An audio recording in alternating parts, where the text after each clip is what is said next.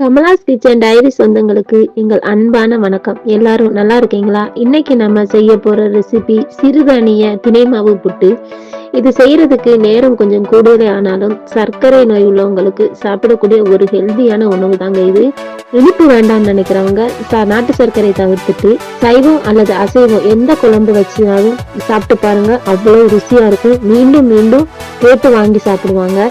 சமைக்கிற உங்களுக்கு கூட மிச்சம் இருக்காது கேஸ். வாங்க வீடியோக்குள்ள போகலாம்.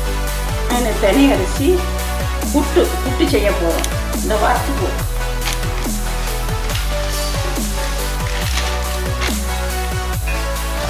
நம்ம நல்லா வறுத்துட்டோம். ஆற வச்சு பொடிச்சுக்குவோம். இறக்கிடுவோம். இது தட்டிட்டு ஆறட்டும். ஆறினோன்னா மிக்சியில் பொடிச்சுக்குவோம். நல்லா ஆறிட்டு நம்ம பொடிச்சுக்குவோம்.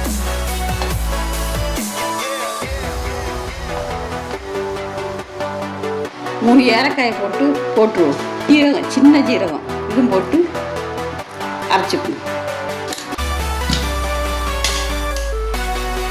இது தட்டிக்குவோம். புட்டுக்கு கொஞ்சம் தரியாக இருக்கணும். ரொம்ப மாவாக அரைக்கக்கூடாது. பொட்டனஞ்சு புட்டை வச்சு லேசாக இந்த உப்பு போட்டு பிணைஞ்சிக்குவோம்.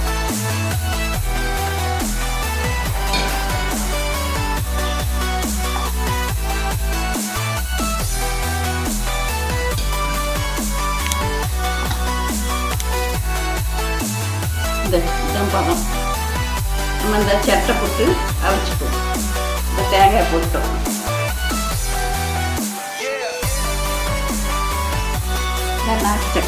நாட்டு சக்கரை புளி தூவி கொஞ்சம் தேங்காயும் போட்டு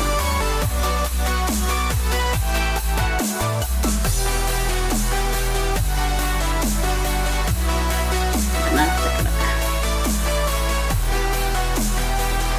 தேங்காய்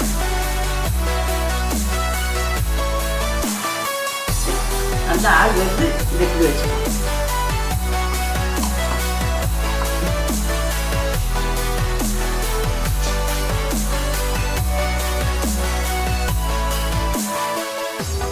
பாருங்க, நல்லா ஆவி வந்துட்டு நல்லா வெந்துட்டு எடுத்துருவோம்.